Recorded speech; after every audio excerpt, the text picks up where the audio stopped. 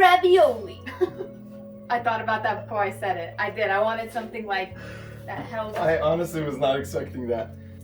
Now, on a Rubicon model, installing these CV axle shafts, I must have said CV axle shafts like 30 times.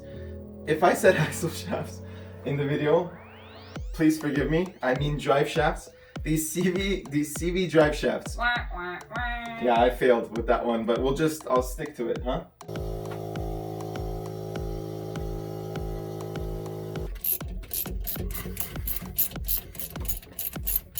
Wow. That's when the biceps come in, huh? Maybe I've been skipping too much bicep day. Yeah. Let's get this thing going, Greg. Come on, let's see it. Rip it. Rip it good.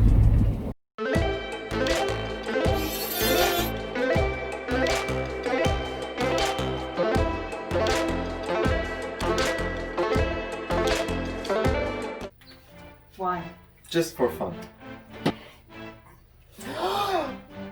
Hey guys! Oh, you intro, No, Bono. no, You no, say, this hey, one- the staple of hey guys. Please. Hey guys, welcome back to the Garage Couple. On today's episode, we have something extremely special for you that you guys have been telling us that we must do after slapping these babies on the Ruby. But before we begin, we just want to watch our viewer of the week and look at the walk around of their rig. So we'll go ahead and play that video now, and we'll see you in a couple of minutes. Let us know what you think. Hey Garage Couple, I'm RJ and this is my Jeep TJ. It's a 2002 4.0 liter 5-speed. It's really bright out here. It's got 35-inch tires on factory wheels. I just had them repainted. It's got a Smittybilt tire carrier. It's the body's rough. It definitely has some rust and some corrosion and some scratches and all that fun stuff. It's pretty basic other than that. 4.5-inch lift kit, 1.25-inch body lift, 456 gears. I got a Smittybilt 9,000-pound winch on the front there, whole bunch of LED lights on there, and I will take a look under the hood here. Alright, so we're back, and here's what under the hood looks like. It's pretty much stock. I've got a Windstar intake on there, a fuse box and relay box for all my lights and stuff. That's why I did the Windstar intake so I could fit that there. And I got a little catch can there for, just because I had it, I figured I might as well use it. And that's my Jeep. That was absolutely insane. What did you think? That walk around is incredible. I love those high fenders, and those 35s definitely look teeny tiny on that rig. Awesome, awesome rig. It looks like it goes off-road, and it does a great job in doing so. And so, why don't we talk about today's episode? What's this thing over here? Oh, man. I don't know if I can lift that. So basically, there are no dumbbells anywhere, so we had to go with one of these now, huh? I needed some double for me. Maybe it's the squat. It's a squatter. What are those things called? One of those. I can't even lift it. So on today's episode, as you know, we have this Jeep Wrangler Rubicon that's sitting on 38s on the stock Dana 44 axles with 410 gears. We did a Skyjacker lift kit, we put Milestar 38s, and we put Rocktrix rims on the rig. It has these metal coke high arch fenders, as well as the Poison Spider front and rear bumper, including the worn front winch. This thing is our baby, and we're trying to build it up, doing it slowly and affordably. So the next step is this Tom Woods CV axle shaft. Now, just want to talk to you guys a couple seconds about the importance of adding a CV axle shaft on these vehicles. Now, on non-Rubicon models, when you do a lift that lifts the vehicle above a certain height, like I believe it's like 2 to 2.5, 3 inches or so, you're gonna... What's up? Look at how it moves. Alright, Sorry. you're just distracting. I feel like this reminds me of a stick shift gear. First gear, second gear, neutral, third, fourth, fifth, sixth, and I don't know where the reverse is. So once you lift the vehicle, the differential remains in the fixed place because that doesn't go up with the lift. And once the lift gets too high, that axle shaft starts binding because of that steep angle that it has with the differential. Now, on a non-Rubicon model, you would need to either do a transfer case lowering kit, which comes with a lot of lift kits, but honestly, we're lifting the vehicle so we get more ground clearance. It's kind of counterintuitive to lower the skid plate. Now, alternatively, on a non-Rubicon model, you could do a CV axle shaft as well as a slip yoke eliminator. Now, on Rubicon models, you have a fixed flange output on the transfer case, so you only need to upgrade the axle shaft to the CV style. Now, in our case, for whatever reason, we're not having much vibration in its current state, but that's not to say it's going to be like that when we're off-roading, when we're flexing it, that kind of thing. So we wanted to go ahead and do this upgrade with a heavy-duty drive shaft from Tom Woods. And going with this kit, why don't you tell me the other pieces that are going to go along with this one? Some other more amazing pieces. So these are also from Tom Woods. These are adjustable upper rear control arms that go hand in hand with the CV axle drive shaft.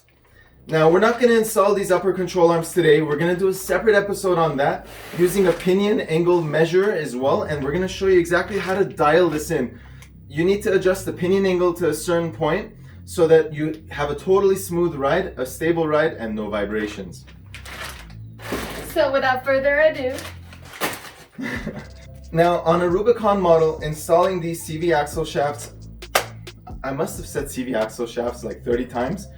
If I said axle shafts in the video, please forgive me. I mean drive shafts.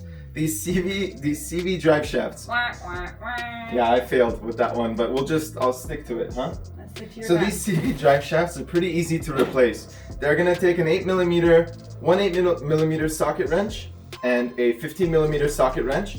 You're gonna remove a total of 8 bolts and bolt the new one right into the place where the old one came out. So we're gonna show you how to do that. It requires minimal tools, just a couple flashlights, socket wrenches, and a wife. Oh, right? it requires that? Yeah. I don't know. Does it? Alright, you try yourself. I'll be back, you guys. Oh. I'll check back in when it's done. Alright. Wow, that's kind of rude. Alright, let's see what we're working with.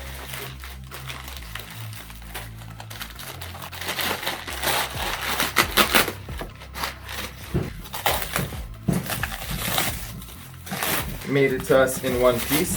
Thank you, Tom Woods. I will drop a link to this in the description below so you could grab the same exact one that we got.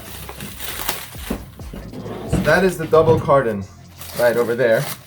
Tell me if I'm wrong, guys. I'm wrong often. Oh, my shafts are Woody. Tom Woods custom drive shafts. That is so good. That is a bumper sticker of all bumper stickers. If you want this bumper sticker, shoot us an email, garagecouple@gmail.com, and we will send it right over to you. Oh, that is so good. And important notes for installation, open immediately, it says.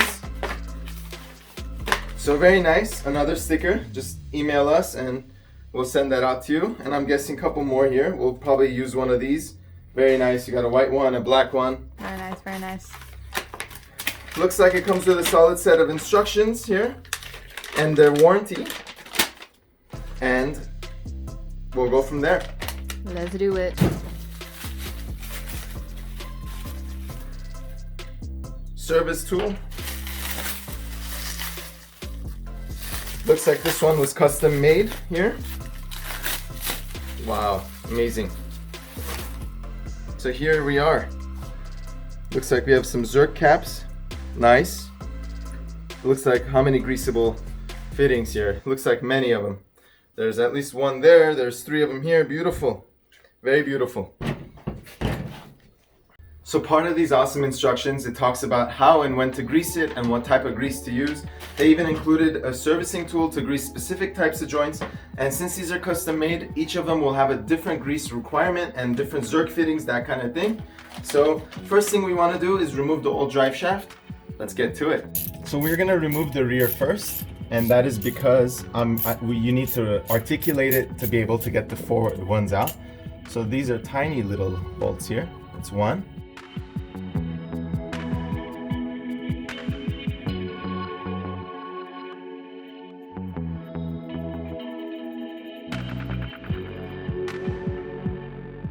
And there's 2. I'm gonna keep everything organized, so I pop it in the same exact way. I'm probably going to use some Loctite when I put these nuts back into place, just so that they don't wiggle loose. That would be pretty catastrophic. So here's the old. Now let's do the top. Seriously, it helps a lot to have 38s and a 4+ inch lift kit. I mean, look at this access that I have here. I could almost sit up. Want to have a picnic? Let's have a picnic down here. Should bring a little schlooznerooze? Let's have a little schloozerooze. That means drink in our language.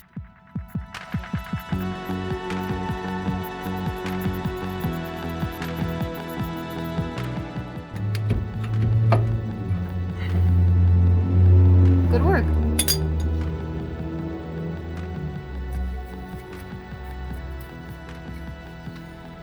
Halfway done.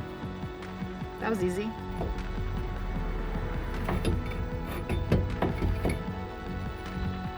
So there's also 4 on this side, you guys. Problem solving per usual with the garage couple. What's the problem, Captain? Right, aye, Captain. There is no problems. We just need to stabilize the output shaft so we are able to unbolt it. I thought so myself also, right guys? It made sense. It looks like those bolts are in pretty dang tight, so if we have the tools, we might as well use them. Greg, you grabbing them? I'm grabbing the goods. Get in some air tools, you guys. If you don't have any yet, I think it's an incredible investment. It makes the job 10 times faster and 10 times easier. So we'll drop a link below to the ones that we like the best.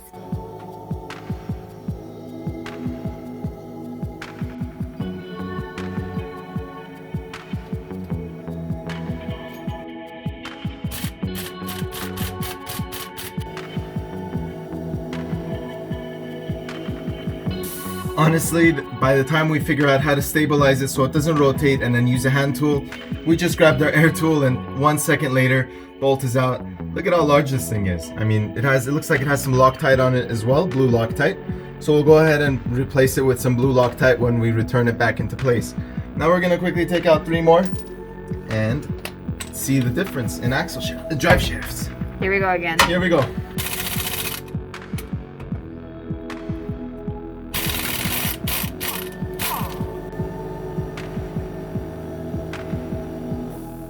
Kind of just fell right out. Good thing I caught it.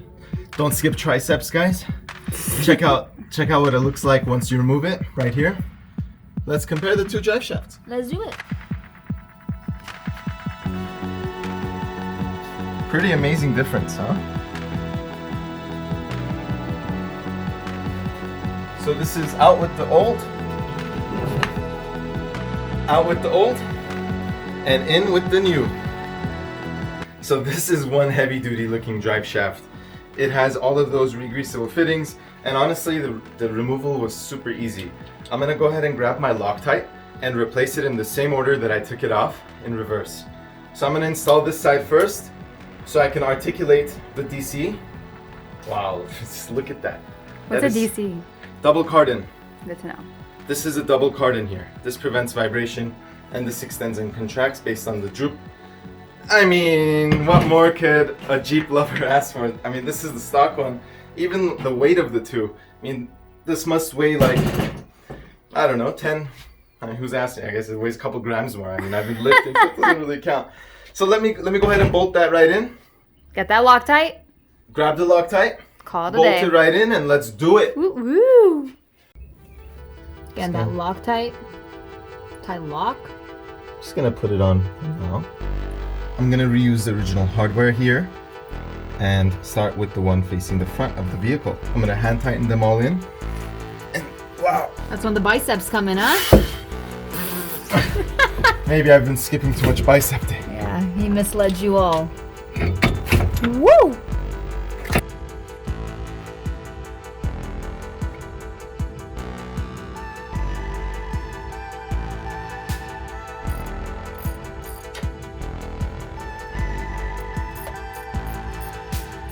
Just hand tightening a little bit, doing the opposite corners here.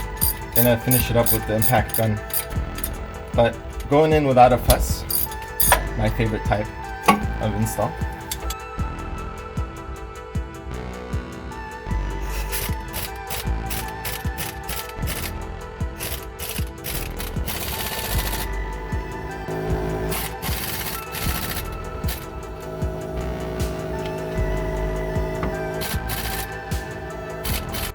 Now that we installed the transfer case side, we're going to install the differential side. First thing I'm going to do is remove the bearing cap protectors that they've installed. Probably should grab myself a pair of scissors. I'm gonna Hint to Ollie. All right, BRB, my Oh, friends. hold on. All right, now we have to be ultra careful. Which way does it twist? That way, that way. Okay, and now let's slide it into place. Being ultra careful here. Time to put in the screws. This is one-handed. All Do you right. need my hand? I'm gonna just put some of the Loctite on each screw. Okay. You're so cute. Look at how he's laying down. Like I said, it helps to have a lifted Jeep. All right. Let's install. As soon as you install one of these things, You're chilling. you're chilling. Like a villain. Like a chillin' villain. We should make a dictionary, like garage couple vocabulary. Chillin' like a villain Dylan. Where'd you get Dylan from? What are you looking for? Just looking for a flashlight. Is that another hint? Put me on the table. After you bolt up all 8 bolts, the ones on the diff and the ones on the transfer case, the next thing you want to do is chalk your front tires, which I've done, and to also lift from the rear. Now you want to just go underneath, be very careful, use jack stands, and you just want to rotate your drive shaft and make sure it spins without binding. In my case, it does.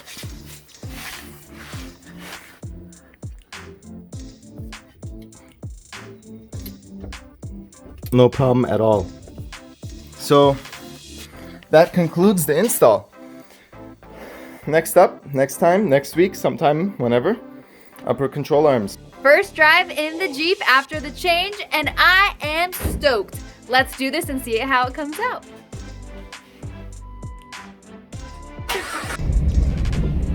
So far, so good. Why don't we go a little bit faster and see what happens? Sounds good. Let's do it.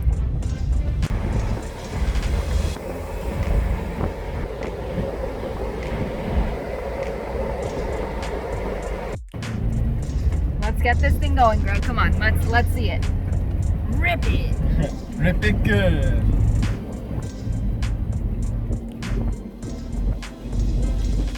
So I am feeling some vibration. That is right.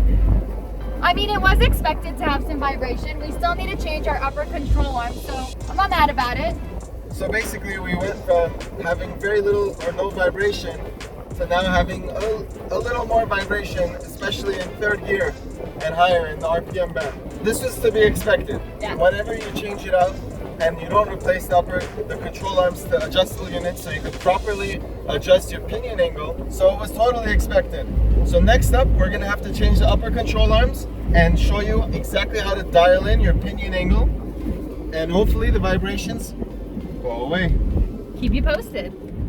Holy moly ravioli. I thought about that before I said it. I did. I wanted something like that held up. I honestly was not expecting that. So we went ahead and installed it. Took about 30 minutes max. Drove really smooth, as you guys saw. That was really nice the way it drives. We're gonna go ahead and do the adjustable upper control arms using a pinion angle measurement tool on the next time. So stay tuned for that episode if you enjoyed this one. Now, if you're thinking about getting a drive shaft, I would not hesitate to get one from Tom Woods.